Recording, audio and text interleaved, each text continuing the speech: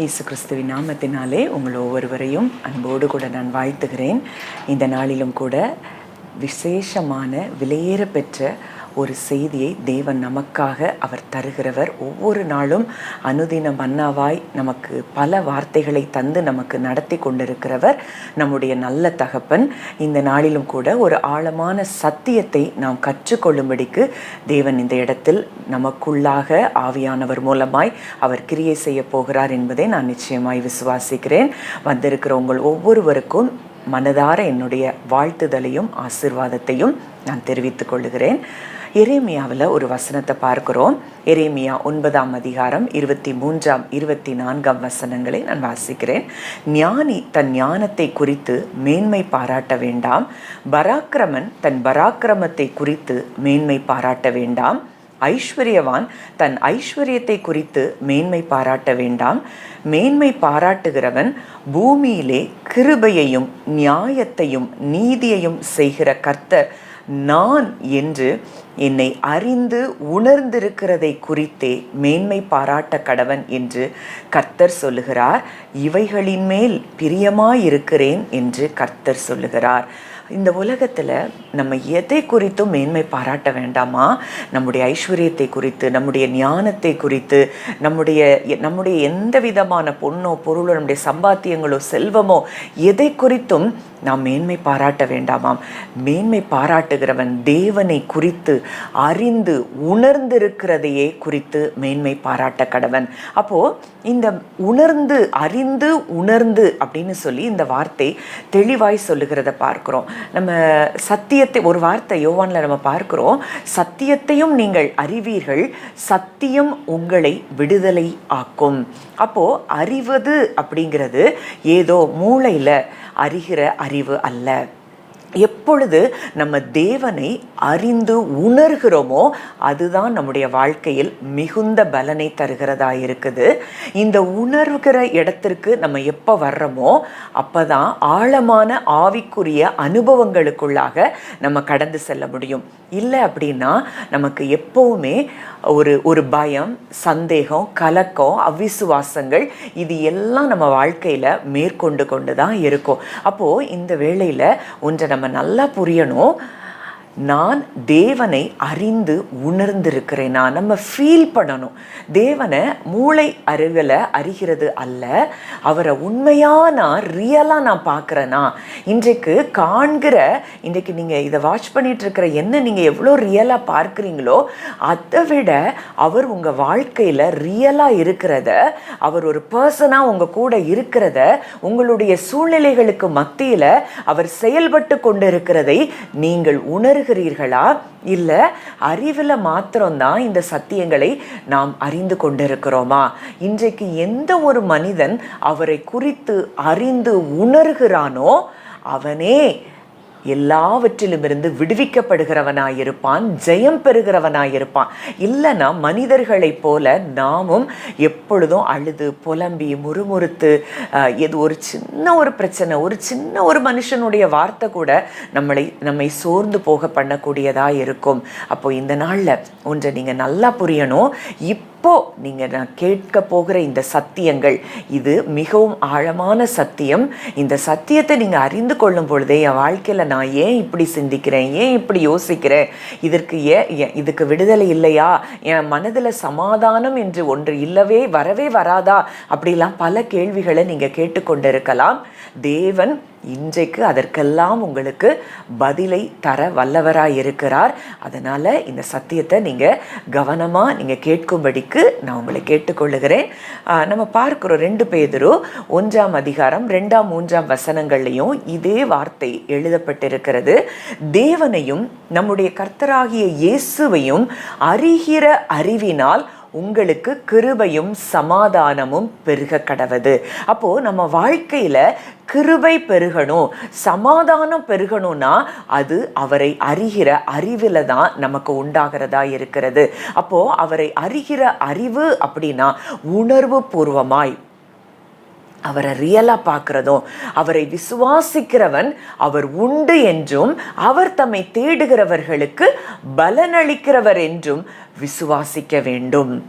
அப்போ நம்ம இன்றைக்கு அவரை தேவனன் இயேசு கிறிஸ்துவை நம்ம ஏற்றுக்கொண்டிருக்கிறோம்னா அவரை நம்முடைய உணர்வுகளில் கூட அவரை ரியலாக பார்க்கணும். நம்ம மூளையில் மாத்திரம் இல்லை. இதனால தான் பரிசுத்த ஆவியானவர் நமக்கு கொடுக்கப்பட்டிருக்கிறார். 7 ஸ்பிரிட்ஸ் ஆஃப் காட். நம்ம ஏசாயா 11:2 பார்க்கிறோம், ஞானத்தையும் உணர்வையும் அருளும் ஆவி.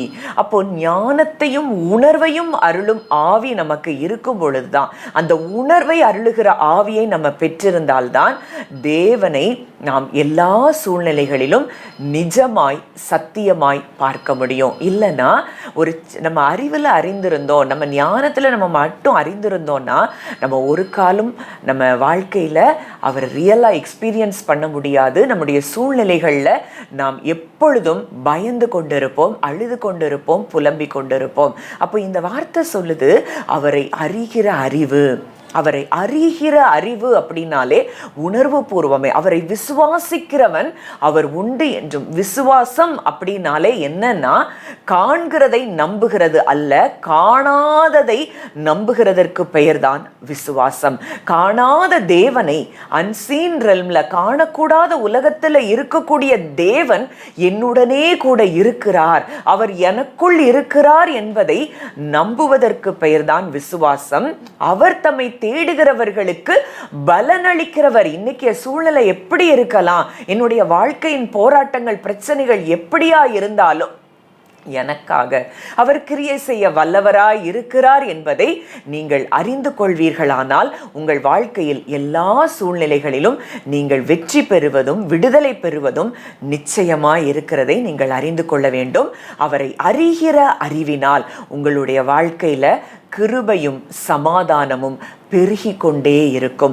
இயேசு கிறிஸ்து சொல்றாரு, சமாதானத்தை உங்களுக்கு வைத்து போகிறேன், என்னுடைய சமாதானத்தையே உங்களுக்கு கொடுக்கிறேன், உலகம் கொடுக்கிற பிரகாரம் அல்ல, என்னுடைய சமாதானத்தையே உங்களுக்கு கொடுக்கிறேன் அவர் சொல்லி இருக்கிறாருன்னா, அவருடைய சமாதானத்தை இன்றைக்கு நம் உள்ளத்தில் பெற்றிருக்கிறோமா?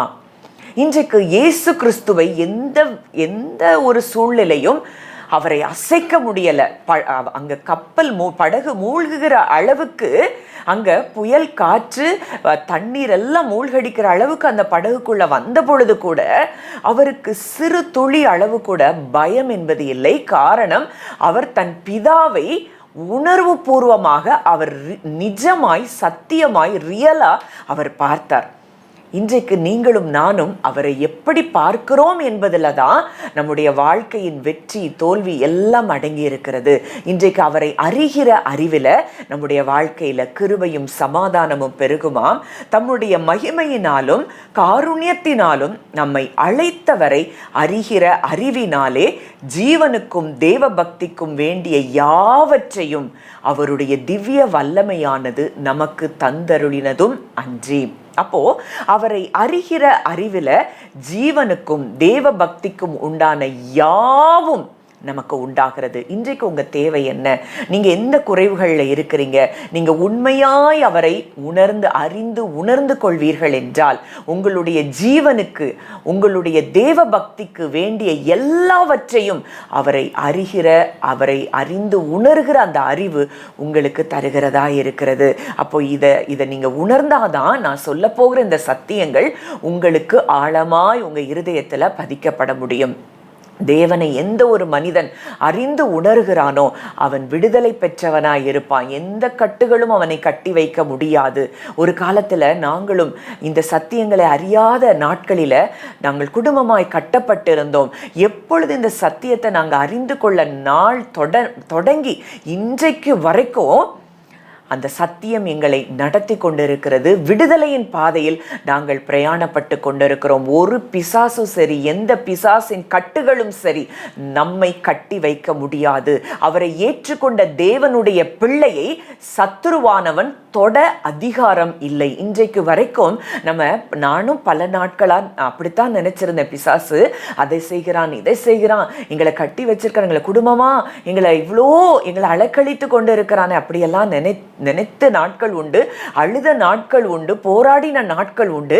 ஆனால் என்றைக்கு இந்த சத்தியத்தை அறிந்து உணர்ந்தேனோ அந்த நொடி பொழுதுல இருந்து அந்த பிசாசுக்கு என்மேல் செயல்பாடு இல்லை, அவனுக்கு என்மேல் அதிகாரம் இல்லை என்று உணர்ந்து கொண்ட நாள்ல இருந்து இன்றைக்கு வரைக்கும், இன்றைக்கு கிட்டத்தட்ட ஒரு 4-5 வருடங்கள் ஆகுது, விடுதலையான ஒரு வாழ்க்கையை, விசுவாசத்தின் வாழ்க்கையை, தேவன் வெற்றியின் வாழ்க்கையை தேவனில் நாங்கள் அனுபவித்து கொண்டிருக்கிறோம். அப்போ இந்த சத்தியங்களை, இன்றைக்கு நான் சொல்லுகிற இந்த சத்தியங்களை நீங்க ஆழமாய் கவனித்து கேட்கும்படிக்கு நான் கேட்டுக்கொள்கிறேன். முதலாவது நம்ம பார்க்க போகிறது என்னன்னா, நம்ம வேதாகமம் 2ஆக பிரிக்கப்பட்டிருக்கிறது. புதிய ஏற்பாடு, பழைய ஏற்பாடு. இது நன்றாக நமக்கு தெரிந்த விஷயம். இந்த முழு வேதாகமும் ரெண்டு குரூப்ஸ் ஆஃப் பீப்புள், 2 வகையான மக்களுக்காக எழுதப்பட்டிருக்கிறதை நாம் பார்க்க வேண்டும், அறிந்து கொள்ள வேண்டும். அதாவது முதலாம் ஆதாம், 2ஆம் ஆதாம். பழைய ஏற்பாடு முழுவதும் முதல் ஆதாமின் சந்ததிகள், முதலாம் ஆதாமுக்கும் அவனுக்கு பின்வந்த சந்ததிகளுக்காக எழுதப்பட்ட அந்த பழைய ஏற்பாட்டை நம்ம பார்க்கிறோம். புதிய ஏற்பாடு 2ஆம் ஆதாம் ஆகிய கிறிஸ்துவின் மூலம் அவருடைய சந்ததிகளுக்கு, அவரை ஏற்றுக்கொண்ட பிறகு அவருடைய சந்ததிகளுக்காக எழுதப்பட்டதுதான் புதிய ஏற்பாடு.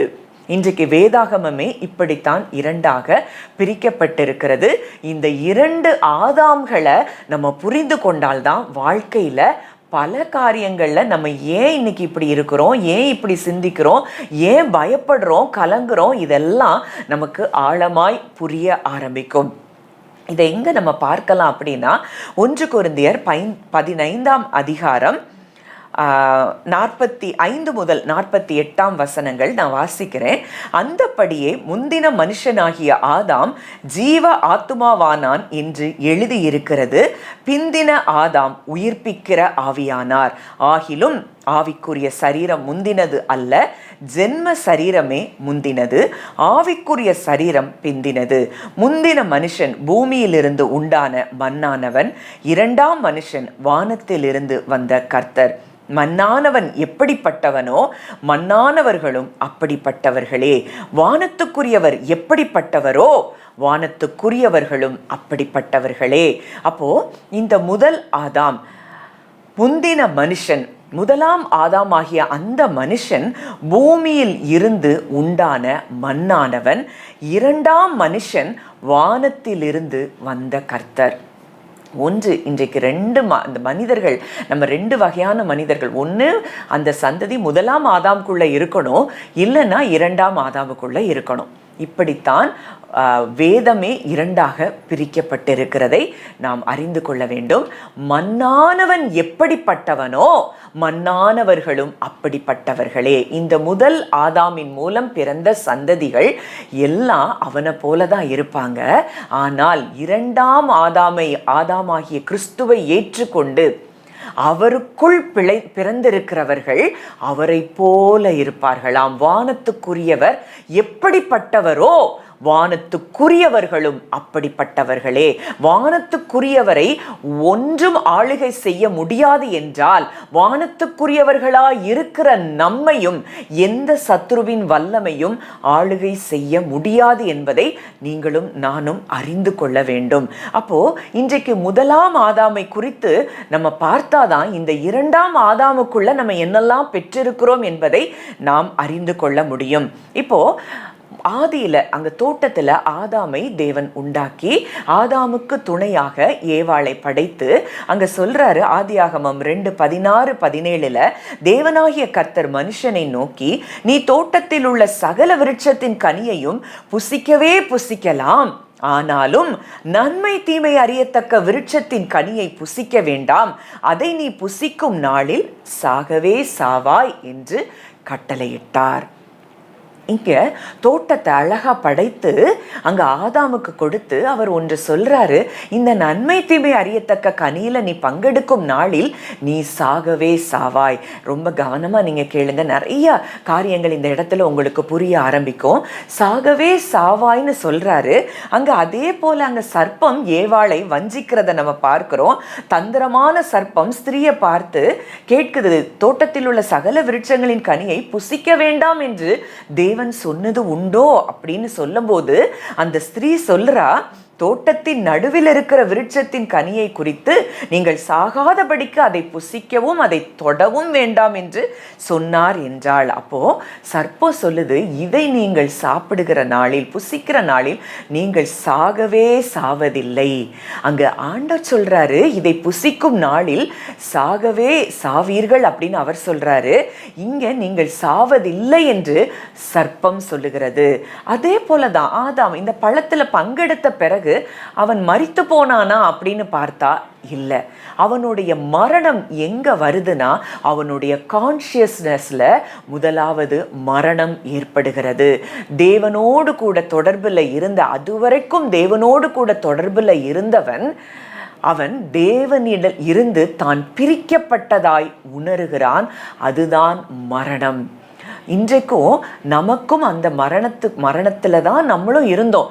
தேவனும் நாமும் பிரிக்கப்பட்டதை போல உணர்கிற இடம் எல்லாம் மரணம் ஆளுகை செய்கிற இடம்.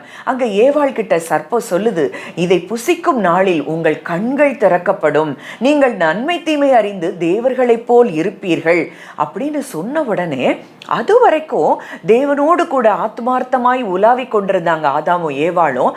இப்போ இவளுடைய கண்கள் பிசிக்கலா பார்க்க ஆரம்பிக்குது. சீன் ரெல்ம், உலகமும் அதன் மனதும், அதாவது உடலும் மனதும் சார்ந்து இவள் வாழ தொடங்குகிறாள். அந்த இடம்தான் வீழ்ச்சியின் இடம். நம்ம இன்றைக்கு நமக்கும் வீழ்ச்சி ஏற்படுகிற இடம் எங்க அப்படின்னா, நம்முடைய ஐம்புலன்கள், நம்முடைய பாடி சொல்லுகிற காரியத்தை நம்ம உள்ள ஆத்துமாவில் எப்போல்லாம் ஏற்றுக்கொள்ளுகிறோமோ அங்கதான் மரணம் ஆளுகை செய்கிறது. நம்ம தேவனை நிஜமாய் பார்க்க முடியாதபடி, தேவனை சத்தியமாய் உணர முடியாதபடி, நம்ம இன்னைக்கு ஒரு ரிப்போர்ட் உங்களுக்கு வரலாம், மெடிக்கல் உங்களுக்கு ஒரு பலவீனத்தில் இருக்கலாம். அந்த ரிப்போர்ட் சொல்றத நீங்க அப்படியே ஏற்றுக்கொண்டு நீங்க பயப்பட ஆரம்பிப்பீங்க. இது எல்லாமே முதல் ஆதாம் மூலமாய் நமக்குள்ளே திறக்கப்பட்ட அந்த மாம்சத்தின் கண்களின் மூலமாக நமக்கு ஏற்பட்ட விளைவு என்பதை நீங்கள் அறிந்து கொள்ள வேண்டும். அங்க அது வரைக்கும் ஆத்துமார்த்தமாய் தேவனோடு கூட உலாவிக் கொண்டிருந்தவர்கள், இப்போ அவளுக்கு ஒண்ணு புரியுது, அந்த பழம் இனிமையா இருக்கு, அதை பார்க்கிறதுக்கு அந்த பார்க்கிறதுக்கு அந்த பழம் மிகவும் அழகாக இருக்கிறத அவ பார்க்கிறா. புசிப்புக்கு நல்லதும் பார்வைக்கு இன்பமும். அப்போ இவ கண்களினால பார்க்கிறதற்கு முக்கியத்துவம் கொடுக்கிறா. அந்த ஐம்புலன்களுக்கு அவள் செவி சாய்க்க ஆரம்பிக்கிறாள். புத்தியை தெளிவிக்கிற இச்சிக்கப்படத்தக்க விருட்சம். அவ இன்னும் பழத்தை சாப்பிடலானா, சாப்பிடுகிறதற்கு முன்னதாகவே அவளுடைய மாம்சம் அங்கே செயல்படுகிறதை பார்க்கிறோம். அப்பொழுது அவர்கள் அதை பறித்து தான் புசித்து தன் கணவனுக்கும் அதை கொடுக்கிறாள், அவனும் புசிக்கிறான். அவர்கள் இருவருடைய கண்களும் திறக்கப்பட்டது. இங்க புதுசா கண்கள் தோணலாம் இல்லை. இந்த நன்மை தீமை அறியத்தக்க கனியை புசித்த உடனே ஏற்கனவே அவர்களுக்குள்ளே இருந்த மாம்சத்தின் கண்கள் திறக்கப்படுகிறது. இந்த மாம்சத்தின் கண்கள் திறக்கப்பட்டதினால் அங்க என்ன நடக்கு? அவங்க தங்களுடைய சரீரத்தை முதலாவது பார்க்க ஆரம்பிக்கிறார்கள். அது வரைக்கும் தேவனோடு கூட உலாவிக் கொண்டிருந்த வரைக்கும் அவங்களுக்கு நிர்வாணிங்கிறது அவங்களுக்கு தெரியாத ஒரு காரியமா இருந்தது. ஆனா இப்போ இந்த ஐம்புலன்கள் சொல்லுகிற காரியத்தை அவர்கள் ஏற்றுக்கொள்ள ஆரம்பிக்கிறார்கள். அது அவர்களுக்கு வெட்கத்தை கொண்டு வருகிறதாய் அவர்கள் பார்க்கிறார்கள். அந்த நிர்வாணி அப்படிங்கிறது அவங்களுக்கு, அவங்க கண்கள், மாம்சத்தின் கண்கள் திறக்கப்பட்டதுனால, அது வரைக்கும் 5 சென்சஸ்ல வாழாதவங்க, ஐம்புலன்கள், கண்ணால் பார்க்கிறது, காதால் கேட்கிறது, முகர்ந்து பார்க்கிறது, இந்த காரியத்துல வாழாதவங்க இப்பொழுது முதல் முறையாய் வீழ்ச்சிக்கு பிறகு இந்த 5 சென்சஸ்ல இருந்து வாழ ஆரம்பிக்கிறார்கள். அவர்களுடைய கண்கள் மாம்சத்தின் கண்களாய் அது ஒரு பாதாளத்துக்குள்ள அவங்க கண்கள் திறக்கப்படுகிறதை பார்க்கிறோம். இப்போ இந்த கண்கள் திறக்கப்பட்டதுனால முதல்ல நிர்வாணின்னு அறிந்து கொள்றாங்க.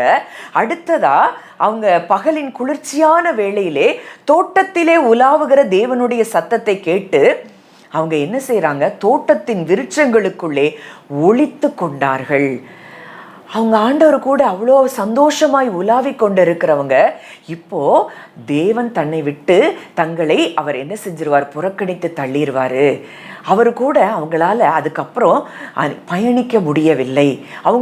அவரு கூட அவங்களால உறவு கொள்ள முடியவில்லை. அங்க என்ன சொல்றாங்க, ஒளித்து கொண்டார்கள். தேவன் அங்க ஆதாமை கூப்பிட்டு, ஆதாமே நீ எங்கே இருக்கிறாய் அப்படின்னு சொல்லி கேட்கிறாரு. ஆதாம் சொல்றான், தேவரீருடைய சத்தத்தை கேட்டு நான் நிர்வாணியாய் இருப்பதினால் பயந்து ஒளிந்து கொண்டிருக்கிறேன்.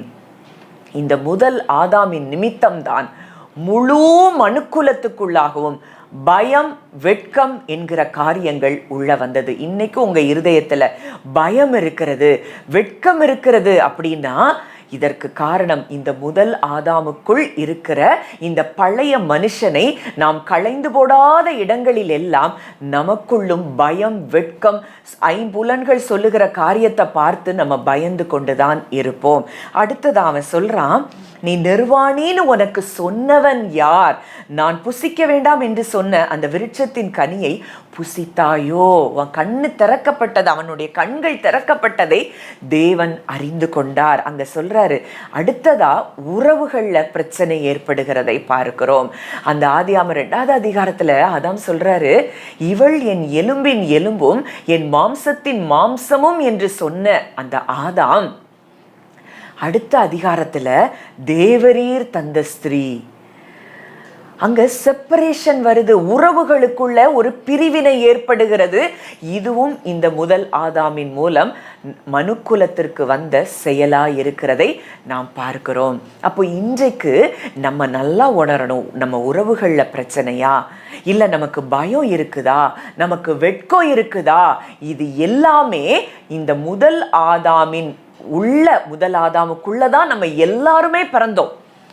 இயேசு கிறிஸ்துவை எப்பொழுது அறிந்தோமோ, ஏற்றுக்கொண்டோமோ, அப்பொழுது அவருக்குள் நாம் மறுபடியும் பிறந்திருக்கிறோம். இப்போ மறுபடியும் பிறந்துட்டோன்னு சொன்னா கூட இன்னமும் நமக்குள்ள இந்த பயம், கலக்கம், சோர்வு, அவிசுவாசம், இது எல்லாம், வெட்கம், இது எல்லாம் இருக்குதுன்னா அதற்கு காரணம் என்ன அப்படின்னா, இன்னமும் அந்த பழைய மனுஷனுக்குரிய செயல்களை நாம் களைந்து போடவில்லை என்பதுதான் அதனுடைய அர்த்தமாயிருக்கிறது. சர்ப்பத்தை பார்த்து அங்க சபிக்கிறார். அடுத்ததா குற்றம் சாட்டுதல் வருது. நீர் தந்த ஸ்திரீ அப்படின்னு அங்க பிரிவினை வருது, குற்றம் சாட்டுதல் வருது.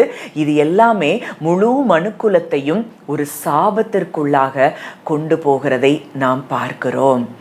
இப்போ இந்த முதல் ஆதாமின் மூலம் வந்த இந்த சாபங்கள் எல்லாவற்றையும் 2ஆம் ஆதாமாகிய இயேசு கிறிஸ்து தன் மீது ஏற்றுக்கொள்ளுகிறார். அவர் அந்த வசனத்தை நான் வாசிக்கிறேன். ரோமர் 5ஆம் அதிகாரம் 19ஆம் வசனம்.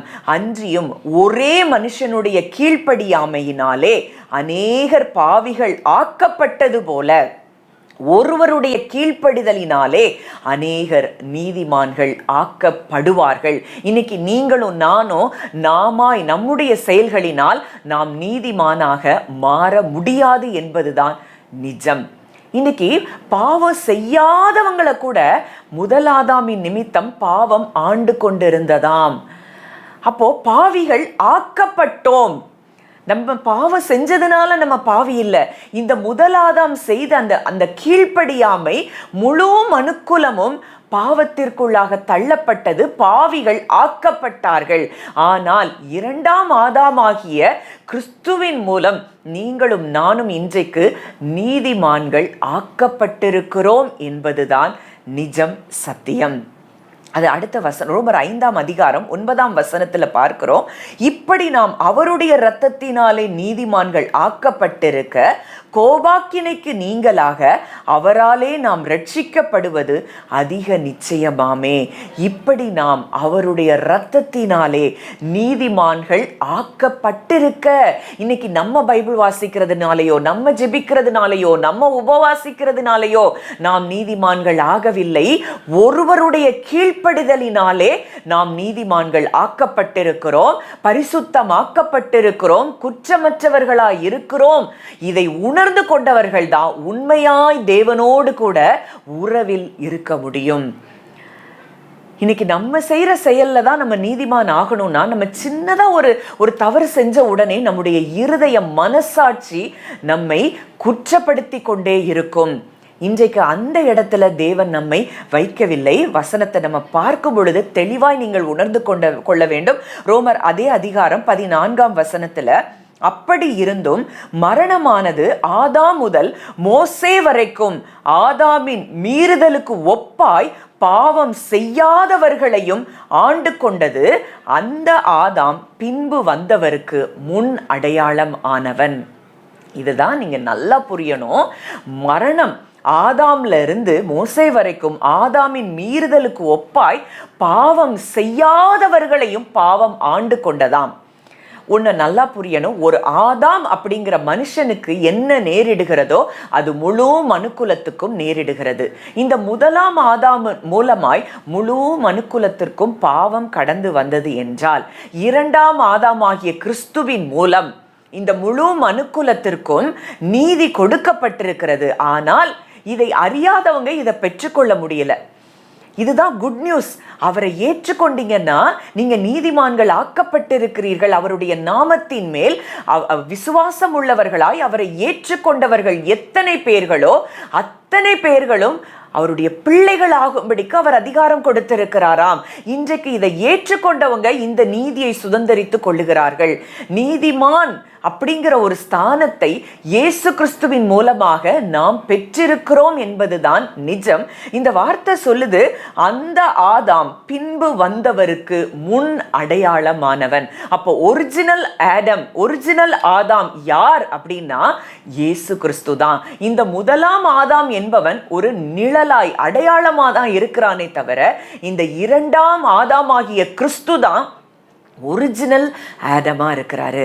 இன்றைக்கு நீங்களும் நானும் கிறிஸ்துவுக்குள் இருக்கிறோம் என்றால், ஒருவன் கிறிஸ்துவுக்குள் இருந்தால் அவன் எப்படி இருக்கிறானா? புது சிருஷ்டி, நியூ ஸ்பீசிஸ். ஆதாமுக்குள்ள இருந்து வந்த எல்லா பாவம் சாபம், அவனுடைய டிஎன்ஏ, அவனுடைய பிளட் லைன் எல்லாமே அவனுக்கு கட்டாகி கிறிஸ்துவுக்குள்ள இருக்கக்கூடிய இந்த டிஎன்ஏக்குள்ள அவன் வந்து விட்டான் என்பதுதான் நிஜமா இருக்கிறது.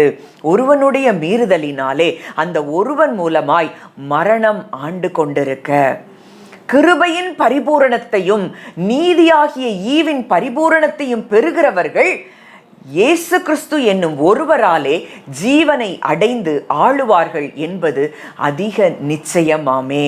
அப்போ அந்த ஒருவன் மூலமாய் பாவம் ஆண்டு கொண்டிருந்தது.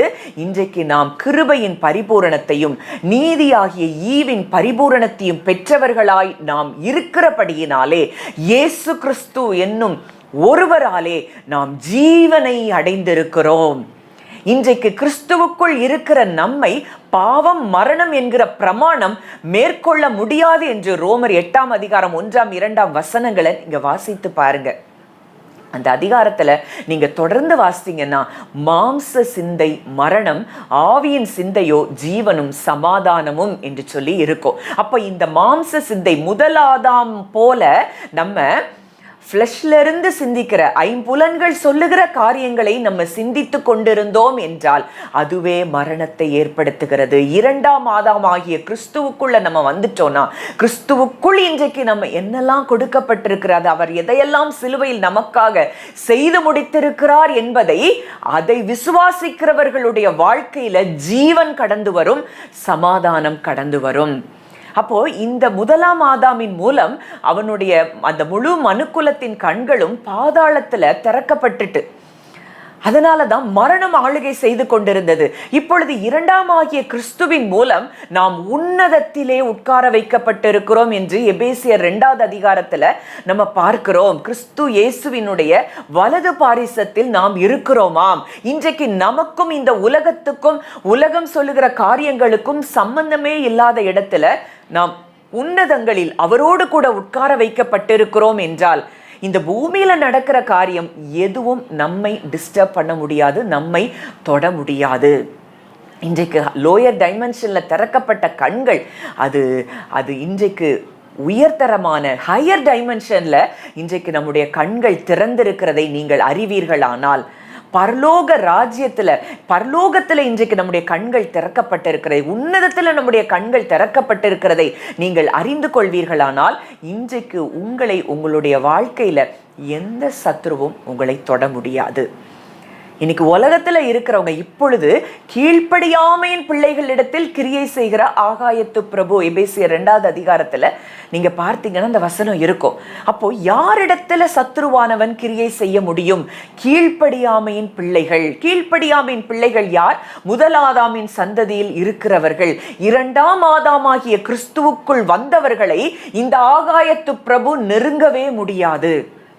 நாம் பரிசுத்தாவியானவரை பெற்றிருக்கிறோம், பரிசுத்தாவிக்குள் நம்ம இருக்கிறோம்னா இந்த பிரபு, ஆகாயத்து பிரபு, அவன் நம்மை நெருங்கவே முடியாது, நம் எல்லைகளை நெருங்க முடியாது, நம் குடும்பத்தை அவன் தொட முடியாது என்பதை நாம் அறிந்து கொள்ள வேண்டும்.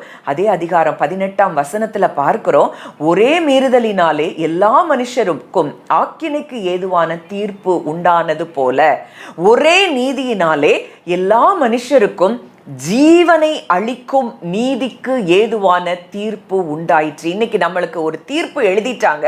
இன்னைக்கு என்ன தீர்ப்பு? ஜீவன் தான் அந்த தீர்ப்பு. இன்றைக்கு கிறிஸ்துவுக்குள்ள நம்ம வந்துட்டோம்னா ஜீவனை அளிக்கும் நீதி, இந்த நீதியை நீங்களும் நானும் பெற்றிருக்கிறோம் என்றால் மரணம், அதாவது மரணம்னா லிட்ரலா பிசிக்கல் டெத்தை நான் சொல்லலை.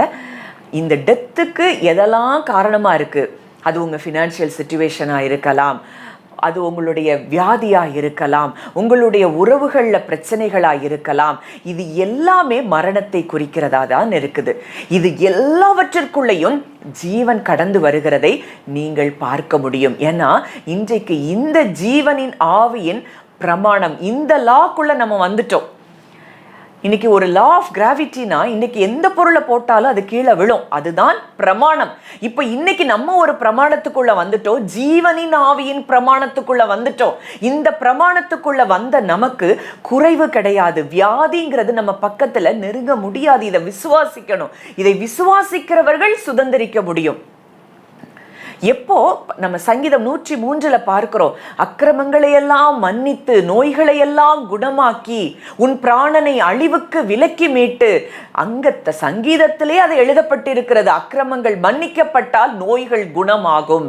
அப்ப இன்றைக்கு ஒருவருடைய கீழ்ப்படிதலினாலே நாம் நீதிமான்கள் ஆக்கப்பட்டிருக்கிறோம், நாம் பாவமர கழுவப்பட்டிருக்கிறோம். எபிரேயர் 8ஆம் அதிகாரத்துல புது உடன்படிக்கையை குறித்து அங்கே சொல்லப்பட்டிருக்கிறது. நம்முடைய அக்கிரமங்களையும் மீறுதல்களையும் அவர் நினைக்கவே இல்லாத அளவுக்கு நம்மை கழுவி அவர் சுத்திகரித்திருக்கிறார் என்றால் எப்படி வியாதி நம்மை ஆளுகை செய்ய முடியும்? எப்படி குடும்பத்துல ஃபினான்ஷியல் ஸ்ட்ரகிள்ஸை இனி நீங்க பார்க்க முடியாது? ஏன்னா ஜீவனின் ஆவியின் பிரமாணத்துக்குள்ள நம்ம வந்துட்டோம். இன்னைக்கு உங்களுக்கு ஒருவேளை லிட்ரலா நீங்க பிசிக்கலா அதை பார்க்க முடியாம இருக்கலாம், நீங்க ஃபினான்ஷியலா ஸ்ட்ரகிள் பண்ணிட்டு இருக்கலாம். ஆனா இன்றைக்கு ஒண்ணு நீங்க புரிந்து கொள்ளுங்க, நான் ஜீவனின் ஆவியின் பிரமாணத்துக்குள்ள வந்திருக்கிறபடியினால் எனக்கு இந்த உலகத்தின் அத்தனை ஆசீர்வாதங்களையும் எனக்கு என் தேவன் சுதந்திரமாக தந்திருக்கிறார் என்றால் இனி நான் இந்த குறைவுகள்ல இருக்க போவதில்லை, இனி நான் இந்த வியாதியில இருக்க போவதில்லை. ஏன்னா அவருடைய ஜீவன் எனக்காக கொடுக்கப்பட்டு என்னுடைய பாவத்தை அவர் தன் சரீரத்தில் ஏற்றிருக்கிறபடியினால் இந்த மரணம் இனி என்னை ஆளுகை செய்ய முடியாது என்பதை நீங்கள் அறிந்து கொள்ள வேண்டும். 2ஆம் ஆதாமாகிய கிறிஸ்துவுக்குள் நீங்களும் நானும் வந்துட்டோம்னா இந்த உலகத்துல நடக்கிற எதுவும் நம்மை அணுக முடியாது, தொட முடியாது. உலகத்தில் இருக்கிற மனுஷனுக்கு குறைவுகள் இருக்கலாம். அதனாலதான் மத்தேயு 6 சொல்றார் இயேசு கிறிஸ்து, இவைகளை எல்லாம் அஞ்ஞானிகள் நாடி தேடுகிறார்கள், இவைகளெல்லாம் உங்களுக்கு வேண்டியவைகள் என்று உங்கள் பரமபிதா அறிந்திருக்க, நீங்க தேடவே வேண்டான்ட்டார். கிறிஸ்துவுக்குள்ள நம்ம வந்துட்டோம்னா இதெல்லாம் நமக்கு ஆசீர்வாதமாய் தானாய் கிடைக்கக்கூடியது. ஆனால் இங்க எங்க ஸ்ட்ரகிள் வரும்னா இந்த மாம்சத்தின் எண்ணங்கள்ல நம்ம ஐம்புலன்கள் ஒரு ரிப்போர்ட் கொடுத்துட்டே இருக்குது. இந்த ரிப்போர்ட்டை நம்ம நம்பிட்டே இருக்கிற வரைக்கும் அந்த வாழ்க்கையை நம்ம அனுபவிக்க முடியாது. அப்போ ஒன்று நான் பேசிக்கொண்டிருக்கும் போதே உங்க இருதயத்துல நீங்க சொல்லுங்க, நான் 2ஆம் ஆதாமாகிய கிறிஸ்துவுக்குள் நான் வந்திருக்கிறேன், நான் ஜீவனின் ஆவியின் பிரமாணம் தான் என் வாழ்க்கையில் இனி செயல்படுகிறதா இருக்கிறது. இன்றைக்கு ஒன்று நீங்க நல்லா புரியணும், அவருடைய ரத்தம் இன்றைக்கு உங்கள் மனசாட்சியை கூட சுத்திகரித்திருக்கிறதாம். வெள்ளாட்டுக்கடா, எபிரேயர் 9ஆம் அதிகாரம் 12, 13, 14 நீங்க வாசித்து பார்த்தீங்கன்னா, வெள்ளாட்டுக்கடா இளங்காலை இந்த இரத்தத்தினால் அல்ல, நித்திய ஆவியினாலே தம்மை தாமே பழுதற்ற பலியாக தேவனுக்கு ஒப்பு கொடுத்த கிறிஸ்துவினுடைய இரத்தம் ஜீவனுள்ள தேவனுக்கு ஊழியம் செய்வதற்கு உங்கள் மனசாட்சியை செத்த கிரியைகளற சுத்திகரிப்பது எவ்வளவு நிச்சயம். அவருடைய இரத்தம் நம்முடைய மனசாட்சியை சுத்திகரித்திருக்கிறது. எப்பொழுது ஒரு மனுஷனுடைய மனசாட்சி சுத்திகரிக்கப்பட்டிருக்கிறதை உணர்கிறானோ அவனே விசுவாசத்தில் நிற்க முடியும். இல்லைன்னா ஒரு சின்ன பிரச்சனை வந்தால் கூட ஒரு குற்ற மனசாட்சி வரும், நம்மளால் ஜெபிக்க முடியாது, நம்ம தேவனிடத்தில் தைரியமாக போக முடியாது. இன்றைக்கு 2ஆம் ஆதாமாகிய கிறிஸ்துவுக்குள் நீங்கள் வந்திருக்கிறீங்கன்னா உங்கள் மனசாட்சியை கூட அவருடைய இரத்தம் கழுவி சுத்திகரித்திருக்கிறது. இன்றைக்கு நீங்கள் பாதாளத்தில் இல்லை, இன்றைக்கு உங்கள் கண்கள் உன்னதத்தில் திறக்கப்பட்டிருக்கிறது. இன்றைக்கு ஆதாமின் மூலம் முழு மனுக்குலமும் பாதாளத்துக்குள்ள கடந்து போனது, அந்த இரத்த பாதாளத்துக்குள்ள போச்சு. இன்றைக்கு 2ஆம் ஆதாமாகிய கிறிஸ்துவுக்குள் நீங்க வந்திருக்கிறீங்கன்னா அவருடைய இரத்தம் உன்னதத்திலே இருக்கக்கூடிய, பரலோகத்திலே இருக்கக்கூடிய மகா பரிசுத்த ஸ்தலத்துல அந்த இரத்தத்தை அவர் கொண்டு போய் வைத்திருக்கிறார் என்றால் இன்றைக்கு உங்களுடைய இரத்தமும் அந்த இடத்திற்கு சென்றிருக்கிறது. அந்த இடத்திற்கு சென்றிருக்கிற இரத்தத்தை ஒன்றும் தொட முடியாது என்பதை நீங்கள் அறிந்து கொள்ள வேண்டும். கொலோசியர் 1:13 நம்ம பார்க்கிறோம், இருளின் அதிகாரத்தினின்று நம்மை விடுதலையாக்கி தமது அன்பின் குமாரனுடைய ராஜ்யத்துக்கு உட்படுத்தி இருக்கிற பிதாவாகிய தேவனை ஸ்தோத்தரிக்கிறோம். இன்னைக்கு இருளுக்குள்ள இல்ல, வெளிச்சத்துக்குள்ள, ராஜ்யத்துக்குள்ள, உன்னதங்களுக்குள்ள நம்ம வந்திருக்கிறோம் என்பதை நாம் அறிந்து கொள்ள வேண்டும். அப்போ பரிசுத்தமாக்கப்படுகிறவர்களை ஒரே பலியினாலே என்றென்றைக்கும் இவர் பூரணப்படுத்தி இருக்கிறாராம். அப்போ இந்த மார்க்கத்தின் வழியாய் நம்ம தைரியமாய் அவருடைய கிருபாசன தண்டையில் சேரக்கூடிய ஸ்லாக்கியத்தை நமக்கு தந்திருக்கிறார். முதல் ஆதாமின் மூலம் முழு மனுக்குலமும் தேவனிடத்தில் இருந்து பிரிந்ததை போல ஒரு உணர்வுக்குள்ள முழு மனுக்குலமும் கடந்து சென்றது. ஆனால் 2ஆம் ஆதாமாகிய கிறிஸ்துவின் மூலமா இன்றைக்கு பிதா, குமாரன், பரிசுத்தாவியானவரோடு கூட நாம் இணைக்கப்பட்டிருக்கிறோம். பிதா, குமாரன், பரிசுத்தாவியானவரோடு கூட நாம் என்றென்றைக்கும் இணைக்கப்பட்டிருக்கிறோம். இன்றைக்கு நீங்க இதை உணர்ந்தாலும் விசுவாசித்தாலும் விசுவாசிக்கவில்லை என்றாலும் இன்றைக்கு கிறிஸ்துவுக்குள்ள நீங்க வந்துட்டீங்கன்னா உங்களையும் தேவனையும் பிரிக்க முடியாது என்பதுதான் நிஜம், சத்தியம். அதை இயேசு கிறிஸ்து நீங்க யோவான் 17ஆம் அதிகாரத்துல அந்த ஜெபித்த ஜெபத்துல நீங்க பார்க்கும் பொழுது அவர்கள் எல்லாரும் ஒன்றாயிருக்கவும், பிதாவே நீர் என்னை அனுப்பினதை உலகம் விசுவாசிக்கிறதற்காக நீர் என்னிலேயும் நான் உம்மிலேயும் இருக்கிறது போல அவர்கள் எல்லாரும் நம்மில் ஒன்றாயிருக்கவும் வேண்டிக் கொள்ளுகிறேன். அந்த ஜெபத்துல பார்க்கிறோம். அடுத்ததா வசனம் கொலோசையர் 1:21 அந்நியராயும் துர்க்கிரியைகளினால் மனதிலே சத்துருக்களாயும் இருந்த நம்மை இப்பொழுது தேவன் அவரோடே கூட நம்மை ஒப்புரவாக்கி இருக்கிறாராம். இன்றைக்கு இப்படிப்பட்ட தேவனோடு கூட நான் ஒன்றிணைக்கப்பட்டிருக்கிறேன். முதலாம் ஆதாம் இழந்த அந்த ஸ்தானத்தை 2ஆம் ஆதாமாகிய கிறிஸ்துவின் மூலம் நாம் தேவனோடு கூட இணைக்கப்பட்டிருக்கிற ஒரு வாழ்க்கையை பெற்றிருக்கிறோம் என்றால் இன்றைக்கு எந்த குறைவோ, எந்த பலவீனமோ, எந்த ஒரு போராட்டங்களோ உங்களை மேற்கொள்ள முடியாது என்பதை நீங்கள் அறிந்து கொள்ளுகிற வேளையில, இதை நீங்க விசுவாசித்து இதை நீங்க பேசுகிற வேளையிலே உங்களையும் உங்கள் குடும்பங்களுக்கு விரோதமாய் இருக்கக்கூடிய சகலவிதமான போராட்டங்களும் விலகும் என்பதில் சந்தேகம் இல்லை. இந்த லெந்து நாட்கள்ல நம்ம இருக்கிறோம். நம்ம அதிகமாய் அவர் செய்த செயல்களை நீங்கள் தியானிக்க வேண்டும். இன்றைக்கு அவருடைய கீழ்ப்படிதலினாலே நாம் எல்லோரும் நீதிமான்கள் ஆக்கப்பட்டிருக்கிறோம். தேவனோடு கூட நாம் ஒன்றாக்கப்பட்டிருக்கிறோம். 2 கொரிந்தியர் 5:19 சொல்லுகிறது, தேவன் உலகத்தாருடைய பாவங்களை எண்ணாமல் கிறிஸ்துவுக்குள் அவர்களை தமக்கு ஒப்புரவாக்குதலின் உபதேசத்தை எங்களிடத்தில் ஒப்புவித்தார். அப்போ இன்றைக்கு நீங்களும் நானும் தேவனோடு கூட இணைக்கப்பட்டிருக்கிறோம்னா இன்றைக்கு கிறிஸ்துவை பார்த்த பொழுது, இயேசு கிறிஸ்துவை பார்த்தாலே பிசாசுகள் அலறி ஓடினதுன்னா இன்றைக்கு உங்களையும் என்னையும் பார்த்தா எல்லாம் பயந்து ஓடக்கூடிய நிலைமையில தான் இருக்குது. நம்மை பார்க்கும் பொழுதே எல்லாம் முடங்கி போக வேண்டிய இடத்துல தான் தேவன் நம்மை வைத்திருக்கிறார். இந்த நாளிலும் அவருடைய வல்லமையான கரம் நம் ஒவ்வொருவர் மேலும் செயல்பட்டு கொண்டிருக்கிறது. இந்த வார்த்தையை நீங்கள் அதிகமாய் தியானித்து பாருங்க. கர்த்தர் பெரிய காரியங்களை உங்கள் வாழ்க்கையில் அவர் செய்து முடிப்பார். ஜெபிக்கலாம். நல்ல தகப்பனே, நன்றியோடு உம்மை துதிக்கிறோம், ஸ்தோத்தரிக்கிறோம் அப்பா. இந்த நல்ல நாளிலும் ஆண்டவரே எங்களுக்கு விலையேற பெற்ற சத்தியத்தை நீர் கற்றுக் கொடுத்திருக்கிறீர். விதைக்கப்பட்ட இந்த வார்த்தைகள் கேட்கிற ஒவ்வொரு இருதயத்திலும் இது தொனித்து கொண்டே இருக்கட்டும் அப்பா. தாங்கள் யார் என்பதை அவர்கள் அறிந்து கொள்ள, கிறிஸ்துவுக்குள் யாராய் இருக்கிறோம் என்பதை அறிந்து கொள்ள தகப்பன் கிருபை தருவீராக. உம்முடைய கரத்திலே அப்பா ஒவ்வொருவரையும் ஒப்பு கொடுக்கிறேன். இதை கேட்கிற ஒவ்வொருவரையும் மனதார நான் பிளஸ் பண்றேன் ஆண்டவரே. விதைக்கப்பட்ட இந்த வார்த்தைகள் 1000 மடங்கு பலன் தரும்படி, அவர்கள் வாழ்க்கையில் இந்த வார்த்தையை கிரியை செய்யும்படி நான் ஜெபிக்கிறேன். இயேசுவின் மூலம் கேட்கிறோம் ஜீவனுள்ள நல்ல பிதாவே. ஆமேன், ஆமேன்.